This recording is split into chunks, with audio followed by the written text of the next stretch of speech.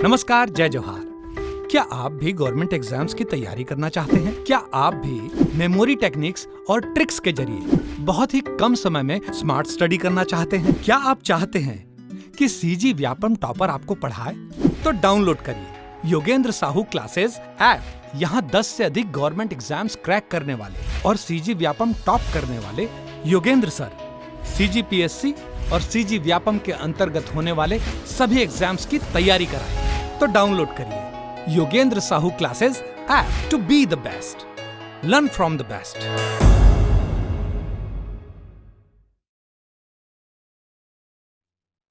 नमस्कार दोस्तों, स्वागत है आपका योगेंद्र साहू ऑनलाइन क्लासेस में। आज की क्लास में हम लोग वर्क, एनर्जी एंड पावर के बारे में पढ़ेंगे। ठीक है, ये सीरीज लगातार चली आ रही है जिसमें आज ये वाला लेक्चर हम लोग देखेंगे। इससे पहले मैं बताना चाहूँगा कि जो प्रयोगशाला परिचारक है उसका कोर्स अवेलेबल है, वो आप परचेज करके पढ़ सकते हैं। साथ ही कृषि उपज मंडी से संबंधित जो वैकेंसी आई थी जिसमें जितने लोग भी एलिजिबल थे, जिन्होंने फॉर्म भरा है, वो भी कोर्स परचेज करके उसकी तैयारी कर सकते हैं। ये जो MCQ सीरीज चली आ रही है ये सभी के लिए काम के लिए रहेगी। ऐसा नहीं है कि किसी एक विभाग के लिए ही या पर्टिकुलर एक एग्जाम के लिए ही काम रहेगा, ये सभी के लिए लाभदायक रहने वाला है। ठीक है, तो लगातार हमारे साथ बने रहिए। इसके लिए हमारे चैनल को सब्सक्राइब करके रखिए ताकि आपको लगातार इसके नोटिफिकेशन मिलते रहे। साथ ही कमेंट कर दीजिएगा कि आपको किस तरीके का लग रहा है क्लास, या आपको और कैसी किस प्रकार की क्लासेस चाहिए, या कहीं पर डाउट रहता है तो डाउट वाले क्वेश्चंस को टैग करके आप पूछ सकते हैं कि हाँ हमें इस क्वेश्चन में सर डाउट है। ठीक है, साथ ही लाइक कर दिया करो और शेयर तो जरूर किया करो ताकि आपके और भी जो फ्रेंड्स होंगे या आपके जैसे और भी जो तैयारी करने वाले स्टूडेंट होंगे उनको इसका लाभ पहुंच सके। तो इतनी बातों का ध्यान रखिएगा और इसके आगे हम लोग बढ़ते हैं पहले क्वेश्चन की ओर। तो देखेंगे पहला क्वेश्चन, निम्न में से कौन अधिक काम कर सकता है? तो कौन अधिक काम करेगा देखते हैं भाई। काम करने के लिए किसकी आवश्यकता होती है? ऊर्जा की आवश्यकता होती है। तो एक घूमता हुआ पहिया, बंदूक की एक चलती हुई गोली, गतिशील पत्थर, एक उठाया हुआ हथौड़ा। तो सभी में के लिए काम करना पड़ेगा, सभी में क्या एनर्जी लगाना पड़ेगा। तो गतिशील पत्थर है, उठाया हुआ हथौड़ा है, उठाया हथौड़े में स्थितिज ऊर्जा रहेगी, गतिशील पत्थर में गतिज ऊर्जा रहेगी, एक घूमता हुआ पहिया इसमें भी गतिज ऊर्जा रहेगी, और एक बंदूक की एक चलती हुई गोली इसमें भी गतिज ऊर्जा रहेगी। ठीक है, अब आपको बताना है कि सबसे अधिक किसके द्वारा कार्य किया जाएगा। तो जिसकी ऊर्जा सर्वाधिक होगी उसके द्वारा कार्य भी अधिक किया जाएगा।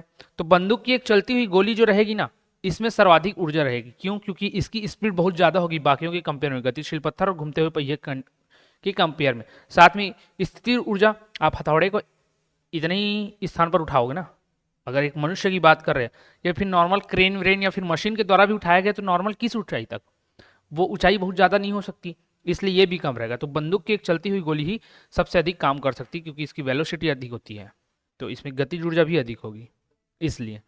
क्वेश्चन नंबर 2 देखते हैं। 20 न्यूटन का एक बल एक वस्तु को 2 मीटर विस्थापित कर देता है और 20 जूल कार्य करता है। बल और विस्थापन के बीच का कोण क्या है? तो कोण वाले के लिए मैंने बताया था वर्क बराबर क्या होता है, F into D cos theta, ये इसका फॉर्मूला है। बोल दिया गया भाई 20 जूल का कार्य करता है, 20 न्यूटन का फोर्स लगा है यहाँ पर, डिस्प्लेसमेंट 2 मीटर है, हमें निकालना है क्या, कॉस थीटा, मतलब इस थीटा की वैल्यू निकालनी है। अब वो कॉस के साथ रहता है, यहाँ देखेंगे तो ये कैंसिल हो जाएगा, यहाँ 1 2 को इधर लाऊंगा तो बटे में 2। ठीक है, ये क्या है, कॉस थीटा। अब कॉस थीटा का वैल्यू आपको याद होना चाहिए कि किस एंगल पर ये 1/2 होती है। 0 से 90 डिग्री तक आप याद कर लेना ट्रिग्नोमेट्री में जाकर। ठीक है, तो ये जो कॉस थीटा की वैल्यू है 1/2 किस एंगल पर होती है, तो 60 डिग्री पर होती है, 30 डिग्री पर √3/2 होती है, 45 डिग्री पर 1/√2 होती है। तो इतना आपको ध्यान में रखना होता है। 0 पर 1 होती है, 90 पर 0 होती है। तो इस फॉर्मूले से बना सकते थे। क्वेश्चन नंबर 3 देखते हैं। यदि एक हवाई जहाज 4000 मीटर की दूरी तय करता है और किया गया कार्य 20,000 जूल है तो लागू किया गया बल कितना होगा? बल ही पूछ रहा है और क्या बताया गया, कार्य बताया गया, कार्य बल गुना विस्थापन, कार्य बोल दिया गया 20,000 जूल, बल बताना है मेरे को, डिस्प्लेसमेंट कितना है 4000 मीटर। अब दूरी यहाँ पर आया है और वर्क की बात की है तो वर्क में आपको जो तय की गई दूरी वो क्या होती है, डिस्प्लेसमेंट ही होती है। ये चीज़ मैंने क्लियर कर दिया था कि जब भी दूरी की बात करेगा वो क्या होगा, डिस्प्लेसमेंट ही होगा, क्योंकि अलग से इसमें डिस्प्लेसमेंट ऐसे लिख के नहीं दिया जाता है, तो इसको आपको समझना है। तो ये देखो 3 0 कैंसिल हो गया, 4 से कितने बार में गया 5, तो फोर्स का मात्रक क्या होता है न्यूटन, तो 5 न्यूटन का इसके द्वारा बल लगाया जाएगा। ठीक है, अगले क्वेश्चन की ओर बढ़ते हैं। क्वेश्चन नंबर 4, जमीन के ऊपर एक बिंदु पर किसी वस्तु की गुरुत्वीय स्थिति ऊर्जा को खाली स्थान में किए गए कार्यों के रूप में परिभाषित किया जाता है।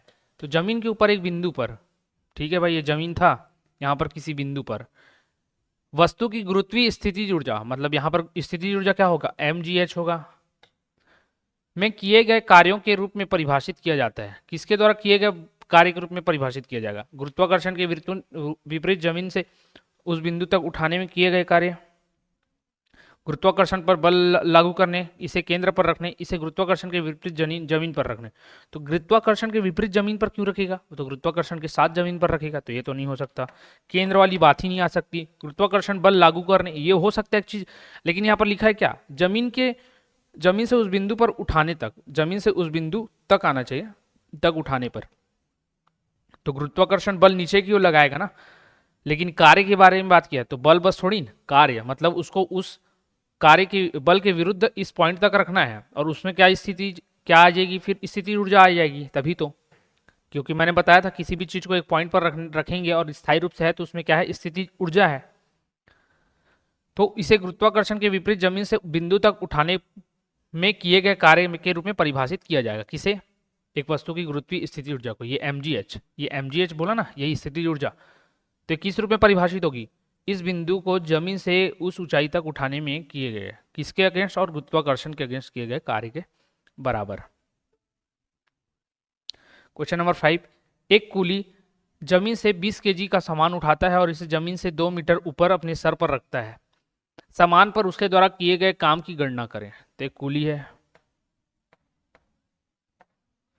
इसने एक सामान को, ये जमीन में एक सामान रखा था, इसको उठाया और अपने सर पर रख लिया, और इसका वजन कितना बोल रहा, 20 kg है, और उसे जमीन से 2 मीटर के हाइट पर उठा लिया है भाई।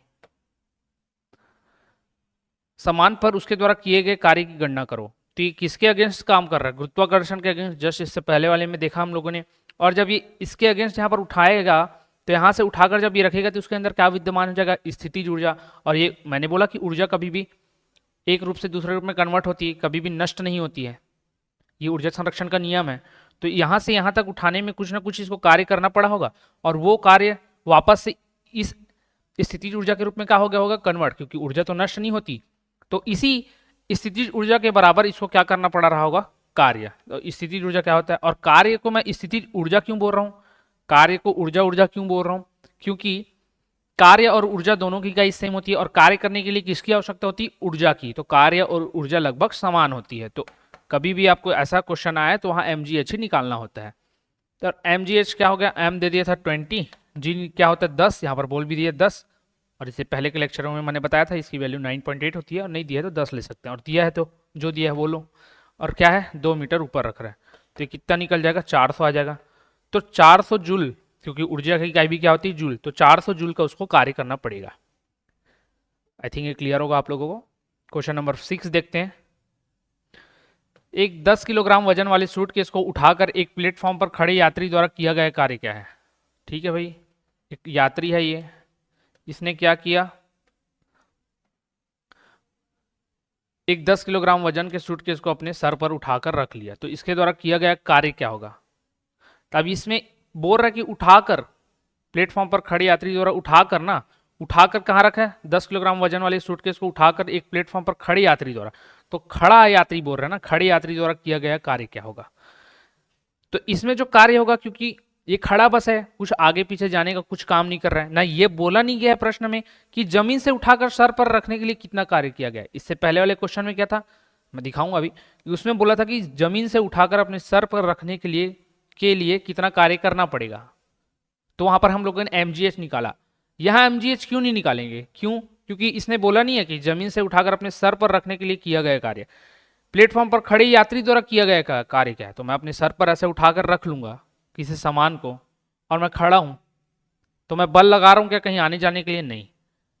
और खड़े खड़े अगर उसका मेरे ऊपर भार लग भी रहा है, लेकिन मैं कहीं पर विस्थापित हो रहा हूं क्या, अपने आप को कहीं हटा रहा हूं या ले जा रहा हूं क्या, नहीं।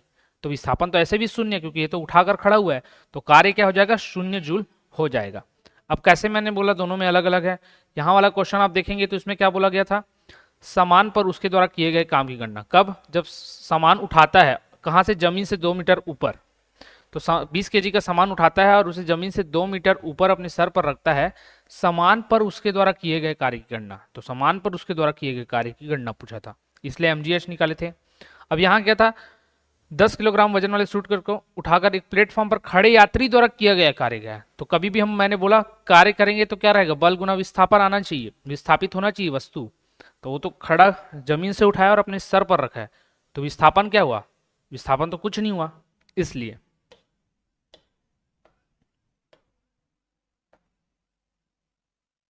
फिर देखते हैं 4 किलोग्राम द्रव्यमान की एक वस्तु क्षैतिज दिशा में 5 मीटर प्रति सेकंड की गति से बढ़ रही है।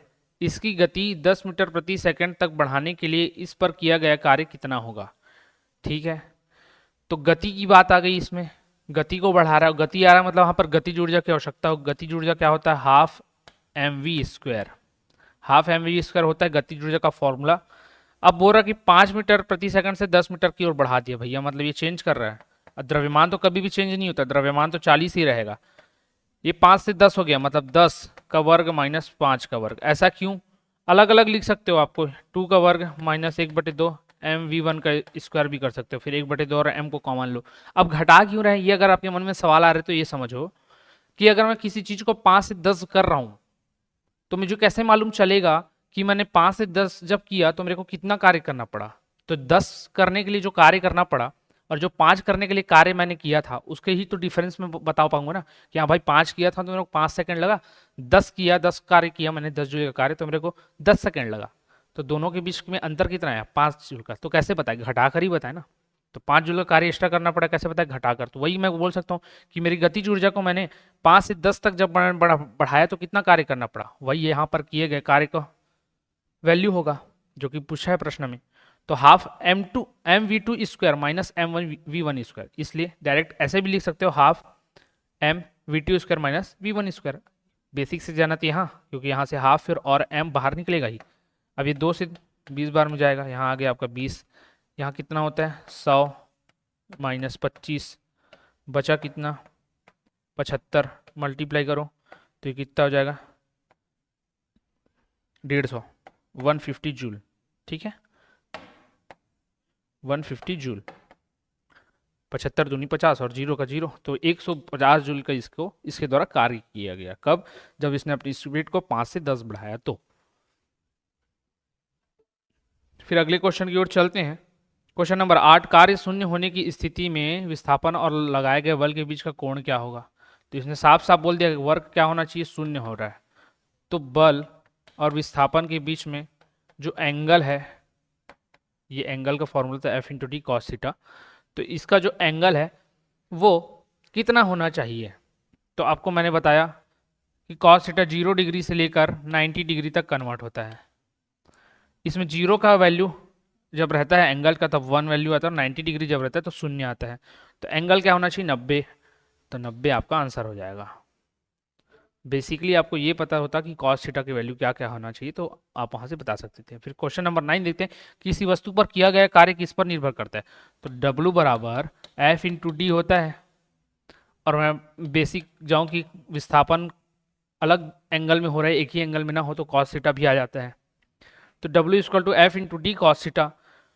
तो किसी वस्तु पर किया गया कार्य किस पर निर्भर करेगा? फोर्स पर करेगा। ठीक है भाई, प्रयुक्त बल पर करेगा। D विस्थापन पर करेगा। बल और विस्थापन के बीच कोण पर, कोण अलग अलग वैल्यू पर वर्ग भी अलग अलग हो जाएगा, तो हाँ करेगा। वस्तु के द्रव्यमान पर नहीं, यहाँ पर द्रव्यमान कहीं भी नहीं आता, तो ये नहीं है। तो ऑप्शन ए बी सी आपका सही आंसर हो जाएगा। विस्थापन पर, बल पर और उनके बीच के कोण पर, तो ऑप्शन नंबर डी आपका सही होगा। फिर देखते हैं क्वेश्चन नंबर 10, किसी वस्तु पर बल लगाने पर यदि वह गतिशील नहीं होती तो इसे कहा जाएगा, क्या कहा जाएगा? तो जब किसी वस्तु पर आप बल लगा रहे हो और वो गतिशील नहीं हो रही, मतलब डिस्प्लेस नहीं हो रही है। गतिशील का मतलब क्या है? एक जगह से दूसरी जगह हटना, वो हट ही नहीं रहा है, डिस्प्लेसमेंट शून्य हो गया। और F × d होता है, तो जब d शून्य है तो किया गया वर्ग भी क्या हो जाएगा? शून्य हो जाएगा। तो कोई कार्य नहीं हुआ, ये समझा जाएगा। जैसे कि दीवार को आप धक्का लगाए पड़े हो, आपके द्वारा बल तो लगाया जा रहा है लेकिन दीवार विस्थापित ही नहीं हो रहा है या अपनी जगह से हट ही नहीं रहा, तो आपके द्वारा कार्य क्या हो गया? नेगेटिव, कोई भी कार्य नहीं किया गया आपके द्वारा। क्वेश्चन नंबर 11, निम्नलिखित में से कौन सा किए गए कार्य का उदाहरण नहीं है? तो देखते हैं कौन सा नहीं है। लड़के का कमरे में दीवार को धक्का देना, अभी मैंने बताया कोई कार्य नहीं होता, तो यही आपका सही आंसर हो जाएगा कि कौन सा नहीं है बोल रहे हैं। बाकी देख लेते हैं। लड़की द्वारा एक ट्रॉली को धक्का देने पर ट्रॉली का आगे बढ़ जाना, हाँ आगे बढ़ा है, डिस्प्लेस हुआ है, मतलब सही है। सतह पर पड़े कंकड़ पर दबाव डालना, किताब को किसी ऊंचाई तक उठाना तो सतह पर पड़े कंकड़ को आप जब दबाव डालोगे तो वो भी अपनी जगह से आगे पीछे हिलेगा, ये लेगा। किताब को किसी ऊंचाई तक उठाओगे तो आपके द्वारा कार्य किया गया, ठीक है। mgh यहाँ आ जाएगा। तो यहाँ पर दबाव डाल रहे हो तो भी आपका एनर्जी जा रहा है, यहाँ भी जा रहा है, यहाँ भी एनर्जी जा रहा है, लेकिन वो कहीं भी विस्थापित नहीं हो रहा है। ये ऊंचाई तक उठ रहा है, ये कंकड़ आगे पीछे कहीं ना कहीं जाएगा, और ये जब धक्का लगा रहे हैं तो आगे की ओर बढ़ रहा है। तो इसलिए आपका दीवार को धक्का देना ये सही आंसर हो जाएगा, क्योंकि वहाँ पर कोई भी कार्य नहीं हो रहा है। क्वेश्चन नंबर 12, कार्य करने की दर क्या कहलाती है? तो कार्य करने की दर जो कहलाती है वो शक्ति कहलाती है। फिर देखते हैं निम्नलिखित में से कौन सा शक्ति का सूत्र है? तो शक्ति P होता है। इसके लिए V इंटू आई यूज किया जाता है जब इलेक्ट्रिकल के टर्म्स में बात करते हैं, तो वोल्टेज गुना करंट, तो V equal to V into I, ये तो सही हो गया। और देख लेते हैं, अब V बराबर क्या होता है? ओम के नियम से IR होता है। तो V की वैल्यू जब मैं IR रखता हूँ, ऐसा क्वेश्चन मैंने अपने पहले लेक्चर में और करा चुका है, फिर भी आप देख लो, I स्क्वायर R ये हो गया, तो I स्क्वायर R भी सही हो जाएगा।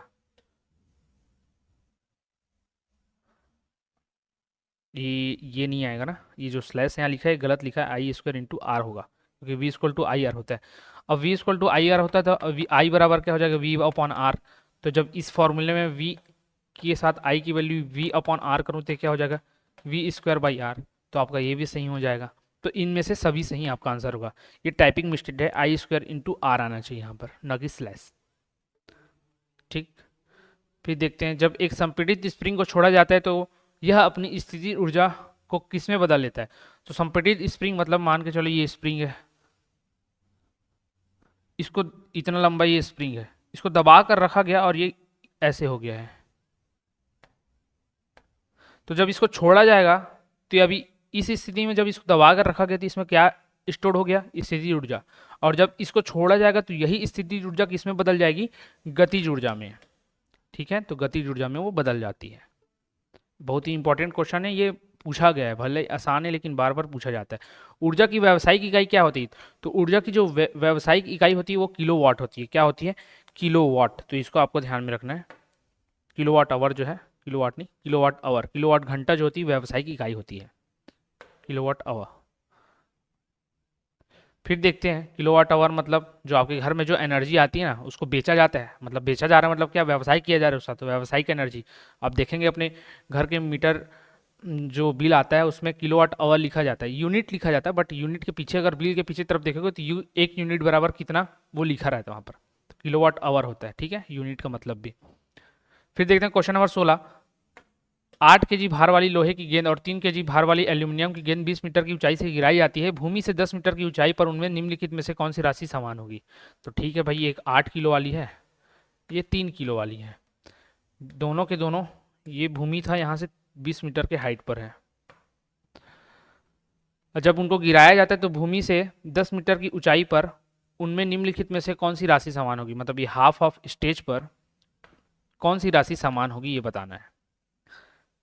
तो जब भी गिराया जाएगा तो क्या होगा? गति जुड़ जाएगा, तो हाफ mv स्क्वायर,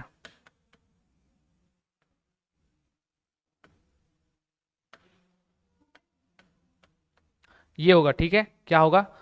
तो कौन सी राशि इसमें समान होगी ये देखना। अब द्रव्यमान जब अलग है तो द्रव्यमान तो हर जगह अलग एक ही रहेगा, यहाँ भी, चंद्रमा में भी, किसी दूसरे ग्रह में भी, समुद्र के अंदर भी, समुद्र के बाहर भी द्रव्यमान कभी भी नहीं बदलेगा। तो द्रव्यमान में बदलाव आया क्या? नहीं आया। तो जब द्रव्यमान में बदलाव नहीं आया, वेग, वेग क्या रहेगा? वेग भी अलग अलग रहेगा आपका। तो यहाँ पर द्रव्यमान कहीं पर दिया क्या? नहीं। तो समान अलग, अपना अपना द्रव्यमान इनका सेम रहेगा। ये 8 kg का था, ये 3 kg का था, तो ये 8 और 3 तो बराबर नहीं हो सकते। लेकिन द्रव्यमान को पूछा जाता कि द्रव्यमान कहाँ पर, मतलब कौन सा ऐसा चीज़ है जो नहीं बदलता? तो द्रव्यमान नहीं बदलता पर्टिकुलर के केस में। लेकिन यहाँ दोनों के केस में है कि कौन सी राशि समान होगी, तो द्रव्यमान तो हो नहीं सकता क्योंकि इसका 8 है, इसका 3 है। वेलोसिटी, वेलोसिटी देखेंगे तो जिसका द्रव्यमान ज़्यादा है वो ज़्यादा तेजी से नीचे जाएगा, जिसका कम है वो कम तेजी से, तो ये दोनों भी अलग होगा, ठीक। अब देख सकते हैं तो गतिज ऊर्जा तो समान हो नहीं सकती, मैंने गतिज ऊर्जा का लिखा था तो ये हो नहीं सकता। त्वरण देखते हैं। अब त्वरण यहाँ पर है, मतलब इस पर कौन सा त्वरण कार्य करेगा, गुरुत्वीय त्वरण। और गुरुत्वीय त्वरण क्या होता है, जी। और मैंने बोला था कि गुरुत्वीय त्वरण एक समान ऊंचाई पर हर वस्तु पर एक समान लगता है, तो हर वस्तु पर एक समान लगता है, तो ये आपका सही हो जाएगा। संवेग क्या होता है, द्रव्यमान गुना वेग, तो द्रव्यमान अलग है, उस हर पिंड का वेग अलग होगा, तो ये भी अलग अलग होगा। स्थिति ऊर्जा mgh में m इसका अलग है, इसका अलग है, तो ये भी सेम नहीं हो सकता, तो त्वरण ही आपका सही आंसर होगा, त्वरण। क्यों, क्योंकि हर एक समान स्थिति पर स्थित पिंड पर जो गुरुत्वाकर्षण बल रहता है वो गुरुत्वीय त्वरण द्वारा लगाया जाता है, वो समान होता है, तो जी की वैल्यू वहां पर समान होती है दोनों के लिए। गुरुत्वाकर्षण अगर वाला लेक्चर देखे होगे तो आपको समझ में आ जाएगा। गतिशील वस्तु की गतिज ऊर्जा किस पर निर्भर करती है, गतिशील वस्तु की गतिज ऊर्जा वजन और उसके स्थान पर, द्रव्यमान और इसके स्थान पर। सबसे पहले तो हाफ mv² ये होता है, आप देख लो।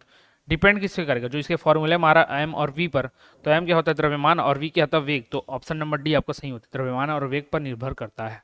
तो नॉर्मल ये फॉर्मूला बेस्ड क्वेश्चन था, फॉर्मूला पता होने से आंसर निकल जाता। किसी जल विद्युत गृह में विद्युत ऊर्जा में परिवर्तित होने वाली ऊर्जा कौन सी थी, तो जल विद्युत गृह में विद्युत ऊर्जा में क्या परिवर्तित होती है, जल विद्युत में क्या होता है, जल से इलेक्ट्रिसिटी पैदा किया जाता है। और कैसे किया जाता है, तो जल को प्रवाहित करेंगे तो उसमें क्या आएगा, गतिज ऊर्जा। तो गतिज ऊर्जा किस में कन्वर्ट होगा, विद्युत ऊर्जा में। पूरा प्रोसेस है कैसे कैसे क्या क्या होता है वो छोड़ो, लेकिन जल में क्या रहेगा, गतिज ऊर्जा, और वो विद्युत ऊर्जा में परिवर्तित होगी। तो विद्युत ऊर्जा में परिवर्तित होने वाली ऊर्जा कौन सी होगी, गतिज ऊर्जा होगी।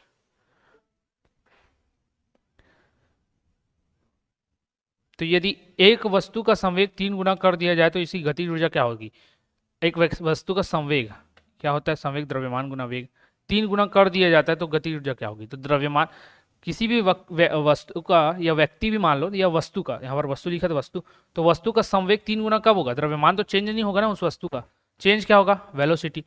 3 गुना हो जाए मतलब वेलोसिटी को 3 गुना कर दे रहे हैं, तो उसका गतिज ऊर्जा क्या हो जाएगी, वेलोसिटी 3 गुना हो गया तो फॉर्मूला हाफ mv² के अकॉर्डिंग v क्या है 3v, ये 3v हो गया और ये स्क्वायर है तो क्या 9v², तो 9 टाइम्स बढ़ जाएगा। ठीक है, तो मूल मान का कितना हो जाएगा, ये 9 गुना हो जाएगा। फिर देखते हैं ऊपर उठाए गए हथौड़े के पास क्या होती है, तो ऊपर अगर आपने हथौड़े को उठा कर रखा है तो उसमें क्या आ जाएगी, स्थिति ऊर्जा। अगर जब उसको चलाएंगे आप तो उसमें क्या आएगी, गतिज ऊर्जा। तो क्या आंसर हो जाएगा, स्थिति ऊर्जा इसका सही आंसर हो जाएगा। ऊपर कोई भी चीज को होल्ड करके रखे रहोगे तब तक उसमें स्थिति ऊर्जा होगी, जब उसको मुक्त रूप से छोड़ दो गिरने के लिए या फिर उसका यूज करो चलाने के लिए, तब वहां पर गतिज ऊर्जा आएगी। यांत्रिक ऊर्जा, गतिज ऊर्जा और किसका संयोजन होता है, तो ये गतिज ऊर्जा और स्थितिज ऊर्जा का संयोग होता है। तो मैकेनिकल एनर्जी जो बोलते हैं वो क्या होता है, kinetic energy plus static energy, इन दोनों का योग होता है, संयोजन होता है, ऐड होता है।